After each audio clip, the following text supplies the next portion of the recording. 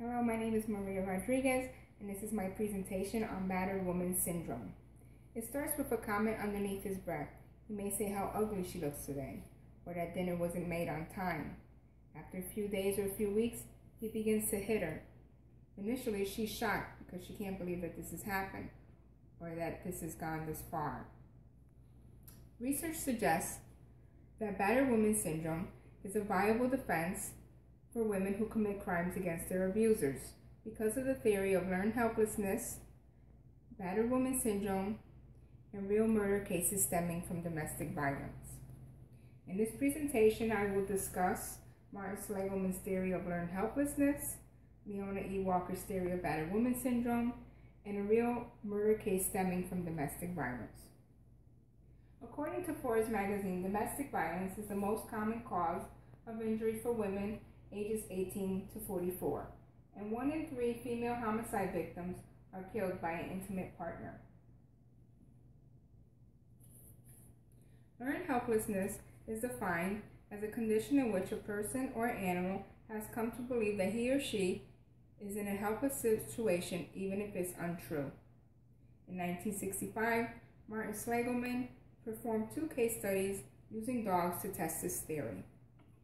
The first case study placed 2 different groups of dogs into harnesses. Their heads were placed firmly between 2 panels and electrodes were attached to their paws. Group 1, the escapable avoidable group, they were shocked 64 times. They learned that by tapping the panels with the size of their heads, it would stop the electrical shock. Group 2, the escapable and inescapable group, were also shocked 64 times. They learned they could not stop the electrical shock by tapping the panels with the sides of their heads. After the 30th attempt, the dogs stopped tapping the panels. In the second group, Seligman placed groups of dogs in a box with an electrical wire on the sides of it. The only thing that separated the boxes was a barrier short enough for the dog to jump over to avoid the electrical shock. Group 1, the escapable avoidable group, learned that jumping over the barrier would prevent a shock. The dogs did not receive the shock. In Group 2, the escapable and inescapable group, when shocks were delivered, they did not try to jump over. With every shock delivered, they sat passively on the floor.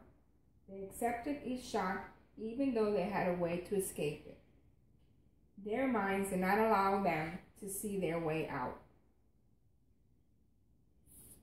This is a picture showing learned helplessness.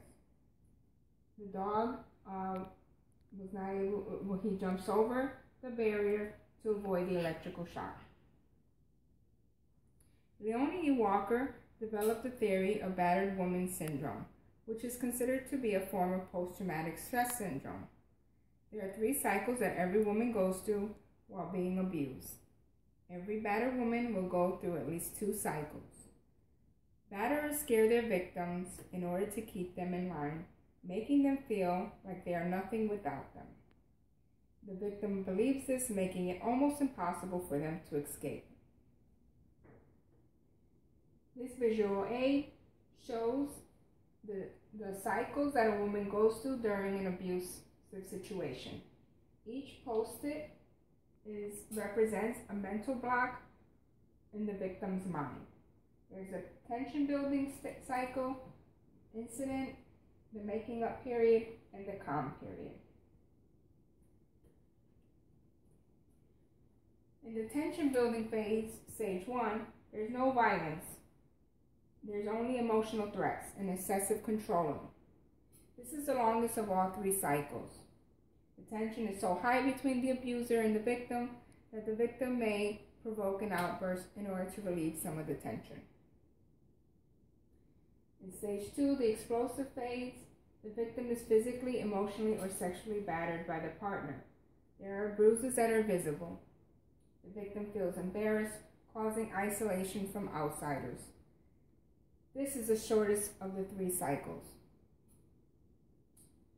The 3rd stage, the honeymoon phase, the batterer apologizes to the victim. He showers her with gifts and flowers and promises that it will never happen again. He also promises to get help. She believes him, and then the cycle begins again. Like Slagelman, Walker came up with her own theory, claiming that during the abuses, something occurs called trauma triggers. This response is similar to the fight or flight theory, in which the person, during a hostile situation, will either fight or flight. This allows the victim to cope with the situation.